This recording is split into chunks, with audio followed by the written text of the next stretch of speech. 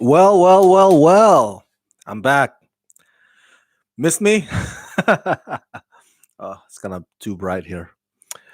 All right, so I'm back to talk to you about tonight's all new Warrior episode. That's Warrior Season 1, Episode 9. So, heads up, spoiler alert. I'll be spilling some spoiler. This review is mainly for those of you, my fellow Warrior fans, who've also watched tonight's episode. Um, okay, so tonight was the big fight, the duel between Lee Yong and Assam. I believe that's Joe Taslim's name, right? Lee Yong, my link's right hand man.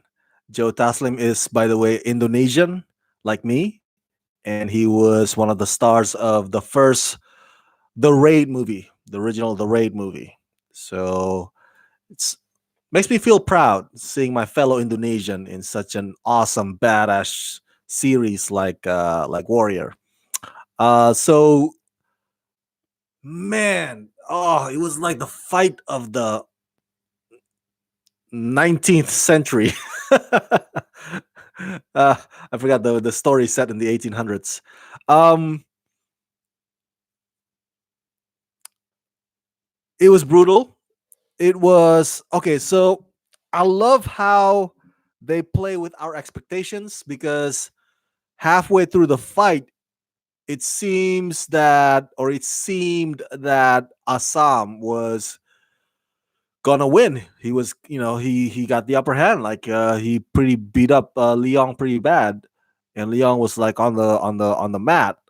But man, Leong gained that breath and boom, flipped the whole thing, man. And that one punch to the face of Leong's one deadly punch to Assam's face. Not deadly, but very, very bad. That one, it was. I thought I felt it, man. It was that visceral. It was that, like, I could feel the pain, like as if I was the one getting punched in the face. And the sound mix for the whole sequence thing, including that punch to the face, you can hear every crack. Oh man, I would not want to be on the receiving end of that punch. That was just sick. Holy crap. Um, but kudos to both actors, Andrew Koji and Joe Taslim. First of all, man, their bodies they look like Asian Greek gods. I know it's funny, but when you see a buff guy, you would say like, "Hey, you look like a Greek god." These guys look like Asian Greek gods. I know it sounds silly, but they're buff. They're like Joe Taslim after before the fight. He's like, you know, doing his breathing and concentrating, and the camera pans on the back, and you see like all the definition on his back muscles. I was like, holy jeez. Just imagine how many pull-ups, man. So the same with Andrew Koji. Wow. Kind of I kind of envy that. I was like, I gotta go back to the gym. uh but overall, that was an awesome fight sequence. And the way it was shot was also great. We could see the whole thing. It was not like a lot of stitching and editing that was headache inducing. No, nothing like that. Nothing like that. You can actually enjoy it. And I thought the editing was pretty good. Um and again, the word I'm looking for, I guess, is visceral. I mean, man, and kudos to the choreography. I'm not sure what style of fighting that is, but uh one of you commented last week when in my review of last week's episode, I mentioned to you that Assam kind of channels a lot of Bruce Lee's fighting style. And one of you commented, it's like, hey, that was part of the conversation with Shannon Lee, Bruce Lee's daughter. That's an executive producer of the show. That was part of the conversation. That was part of the intention of the show, is to occasionally have Assam be, paying homage to Bruce Lee through some of his moves and some of his trainings. And in this fight tonight, I could see some of that as well. Um, but obviously, story wise, Lee Young is just more skilled, man, and he's more determined. And of course, later on in the episode, Atoy told Assam is like, it's not that Lee Young was a better fighter, but Lee Young had a purpose. Assam was like, last week is like he just got picked. He's just like, oh, he happened to be the best guy of the bunch, and Bolo, obviously already died. The Yellow Mountain. So I was like, I guess Assam will do. And Assam's like in tonight's episode when they have that he has that moment with Young Jun. It's like, hey, it's not like I had a choice. I have to fight. I can't say I can't say no to Father June. Um, Whereas Lee Yong, um, he's like a believer, man. He really believed in Mai Ling and Long Zi. He's like, this is me. Whereas Assam is like, oh, I'm coming. I'm just a guy that came from China to try to reason with my sister so I can take her back home. But Li Yong is like, he puts it all out there on the mat. He's that kind of guy, and so he has to fight and defend the honor of Mai Ling. He has a purpose going into that fight. So Ato is right in her assessment. I mean, that's as perfect as that's as perfect as you can get as a review of that fight of tonight. Atoy nailed it. So it was kind of devastating for those of us who actually had money on Assam. I was really vouching for Assam. I was like, dang it. But to get to my next note, what was really, really devastating for Assam is knowing that his sister does not have his best interest at heart. Like, his sister greenlit or like said to uh, Leon, yes, you can break his neck. He's my brother, but because he nodded, he gave the permission for Leon to attempt to break Assam's. That's cold, man. That's cold. I have two little sisters. I can't. I'd be devastated if my sister approved somebody to kill me. It's like, hey, yeah, you can kill my brother. Go ahead. It's like, oh, what? That's like a dagger in my heart. Um, and still, it's still Assam in the conversation with that toy. Still, Assam thinks that he can still save his sister. Now, that's what's interesting. Let's get to that. When a toy says to in this episode when a toy said to Assam, "Hey, your sister is not the girl that you knew back in China. She's now dangerous for Chinatown and dangerous for you." When she said that, you know what came to my mind? That moment in Game of Thrones, in the final episode of Game of Thrones, the Iron Throne, when Tyrion Lannister, he's in prison. This is after Daenerys burned the whole King's Landing. He's in prison. Jon Snow visits him in the prison, and Tyrion tries to talk them some sense into Jon, saying, "Hey, Daenerys, not Darren. Did I say Darren? Daenerys Targaryen is dangerous. You gotta end it. You gotta end her." So it's not like Atoy subliminally suggests that Assam has to kill his sister, but it in a way that reminds me, it's like, first, you can't save your sister. There's no saving her. She doesn't want to be saved. Number two, she's lethal. She's lethal for the Chinatown, lethal for you. You know, wink, wink. If you know what's best for you, I think, and if you want what's best for Chinatown, getting rid of her would not be such a bad idea. Of course, he didn't say that way, but just by uttering those words, she's bad for Chinatown and bad for you, and she's dangerous. Um, I would not be surprised if Assam ultimately finds himself in conflict with Mai Ling. Of course, Leong will step in. Leong is her right hand man, but conflict. I don't know. I don't know. I don't. Myling doesn't seem to have much martial arts, So I'm not.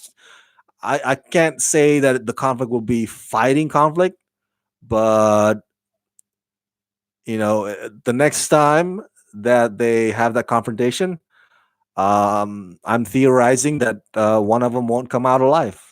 So just from the fact that she greenlit Lee Yong to break his neck, man. That's ouch. That's like the biggest ouch, man. To knowing your sister, you know, is okay with you being dead. So it doesn't get more dangerous than that. That needs to get through Assam's thick skull. If he's still in denial, then he's the dumb one. Um, On to my next note. I was a bit surprised that this episode gives you the flashback of Assam and Soundjing or Myling's upbringing in China. I was surprised because I thought that they were gonna save that for season two. I really thought that okay, because I did think about this in previous episodes. Like, okay, there's gotta be an episode dedicated to showing what life was like in China and how Assam got her training. I mean, his training, his fighting skills. So there's got to be an episode, and I thought that it was gonna be a filler episode, like the episode 5 when Young Jun and Assam found themselves in the Frontier Saloon bar and trying to fight off a bunch of white guys, gangster. Do you remember that? That was a filler episode. So I thought it was gonna be like, okay, they're gonna dedicate one episode just for China flashbacks. And so because we already had a filler episode in this season, so I figured like, oh, that episode about China, that filler one, that's gonna happen in season 2. That's gonna be the filler in season 2. So I was surprised. They incorporated it in this one.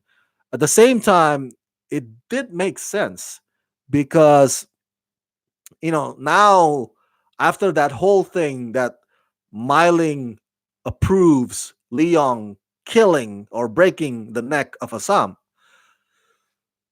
showing the flashbacks of their upbringing makes sense. Now it's like we're wondering, like, as an audience, at least for me, where did it all go wrong? Where did it go wrong? I know that we all know the story of Miley had to marry off with this guy, and the guy, raped her, and so she has all this resentment, but she did that to protect her brother. We already know that story. Um, but in this flashback, we also found out that it goes further than that. When Assam agrees to study off with the Shifu, and she disagrees. It's like, oh, you're gonna leave me? It's like so even then she already felt abandonment by from she already felt that feeling of abandonment. Her brother abandoning her. Um, it goes far back as that. Um, and it's nice to see them as kids, younger. It's like still siblings. Now Assam is trying to assess who his sister is to him, after the whole fight thing and the whole trying to break the neck thing. It's like, man. So going flashback, remembering the good old days, or somewhat good old days, It makes sense in this context. In this context, and of course, it leads to Atoy telling Assam the reality check that your sister is not who you knew back in China. So it did kind of fit to have that flashback in this episode, and it's kind of cool too, seeing the training. Uh, I don't know much about the fighting style. Forgive me. I grew up watching a lot of Asian martial art movies and kung fu movies, but it's not like I'm an expert by now. But what or the training that Assam got from the Shifu, you know, it seemed to me there's a lot of breathing technique. It seemed very it seemed very wushu to me. Wushu is the fighting style of Jet Li. I think Jet Li was before he became an action or movie star. I think he was a wushu champion of the world or something like that. It reminded me of that style. Now I don't know if that's exactly it. Yeah, and you can correct me if I'm wrong, but that's the impression I got. Um, so also in this episode, we see Myling taking full control now that her fighter won, right, Leong? So she won that end of the deal.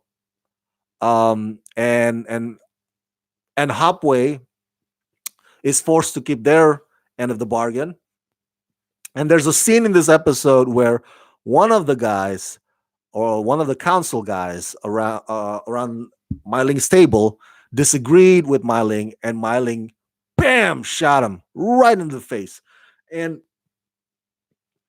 we all knew that was going to happen. That was not something that's like, oh my God, is she going to kill him or not? We all knew he was a goner. The moment that he talked back at her, he's a goner.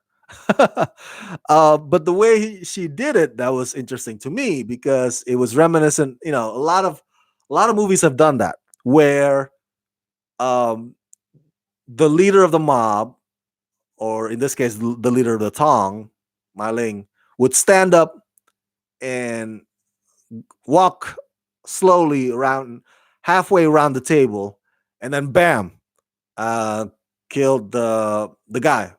All right. Um, that one of the other movies that scene is famous in is the movie The Untouchables. Do you remember that, The Untouchables? Robert De Niro plays Al Capone. So he figured out that one of the guys dining with him on that table that evening was a traitor, and he didn't want to just reveal it to everybody like, oh, that's the Judas. So what he did was he made a speech as he walked halfway around the table, and once he got to the guy, he had a bat with him in his hand, and then Robert De Niro, Al Capone, bam, smashed his head and bashed his head in, till bled all over the table. So that style is a pretty common, I guess you could say, practice in any mobster, gangster, or in this case, Tong storyline. So for Myling to do that, that was like, to me, that's like uh, the the signal of her coming to embrace her authority. It's like, hey, if you talk back to me, this is what happens to you. Um, so it's like a rite of passage. If the leader walks halfway around the table to kill somebody or one person on that table, that's it. That's the style that a lot of movies, a lot of TV shows, gangster related stuff, um, practices. So it's like, you know that that's somebody you don't or you shouldn't that you should never mess with. Um, the episode ended tonight with Lee getting beaten up by Dustin Nguyen's character. Dustin Nguyen, of course, is the guy from 21 Jump Street series. It's nice to see him all older now, and looks a lot scarier. I mean, like, holy crap, he does not look like the Dustin Nguyen, the posh teen boy from 21 Jump Street, the series that I grew up watching. In this one, he looks menacing, man. He looks like a freaking, like a silent tiger. Like, holy crap. And I don't understand exactly the purpose of that whole thing of Dustin Nguyen's character beating up on Lee. I I don't know what that means. So if you do, if there's something that I miss out on or overlooked about that, let me know. Um, I'm not complaining about it. It's a pretty brutal scene. I like Lee. I'm really fond of Lee. I wish Lee didn't get beat up like that. So what's the purpose? Why was his ass handed to him like that? Am I missing out on something here? So if you do know the answer to that, let me know. Because right now it's puzzling me definitely. And lastly, now that Assam lost, so Hapway cut connection with Assam, and Yang Jun says, "Hey, if we find you signing up to be a member or to be part of another Tong, there will be a price on your head." So that sucks, but at the same time, I think it could be a good thing for Assam because now Assam, now he doesn't have allegiance or affiliation specific to any Tong or member gangship in Chinatown because he doesn't have that anymore. Um, that means he's free. He's free. He's not obligated. He's not mandated to do this or that. If he wants to, you know, do his business, fight somebody that's not Hopway's enemy, he can do that. Um, at the same time, the downside is that he doesn't have the backing of an entire Hopway, um, like in the past, in previous episodes where Young Jun or Bolo and everybody will be like, "Oh my God, he's one of us, so we're gonna have to, help you and beat them, whatever the case may be." So now he's on his own, and I think if I'm theorizing, because next week is the season 1 finale. Yes, time flies, right? We already had 9 episodes, so next week is the season 1 finale. I think what's gonna happen is the way they're gonna set up for season 2. Um, I don't think that the conflict between Assam and Myling will ultimately happen next week. I think at the very least, one of the big reveals, with the band-aids, they'll be like rip, and for everybody to be like, "Whoa, scandalous!" It'll be the relationship between Penelope and Assam. I think that one is gonna be, that cover is gonna get blown next week. I think so. I think so. Um, so the whole thing with like settling score with my link because my sister wants me dead, I think that's gonna spill over to season 2. It's not gonna be resolved by next week, season 1 finale. But yeah, it's gonna be really interesting. What a hell of an episode tonight, man! Woo! For those of us fans of martial arts, ever since we could remember, tonight's episode was satisfying. It was such a fan service. Yeah, it was brutal, bloody, but a part of us gotta admit, so much fun to watch. I'm like, yes, finally, right? And they don't fly around, on wires like freaking into the Badlands. It's like just mano to mano kind of fight, just awesome, grounded, kind of brutal fight. Love it, love it, love it, love it. So that's it. Another fantastic episode of Warrior. Next week is season finale. If you've seen tonight's episode, do you agree or disagree with my assessment? Let me know your thoughts down in the comment section below. And as always, subscribe to my channel, press that like button, and ring that bell. And if you can help support this channel, please do so at patreon.com/Rama Screen. Right now, I'm gonna go watch Deadwood the movie. Deadwood the movie airs tonight, and then tomorrow morning, I'm gonna give you my live review of that movie, Deadwood the movie. So, all right, you guys. Till then, let's rock this.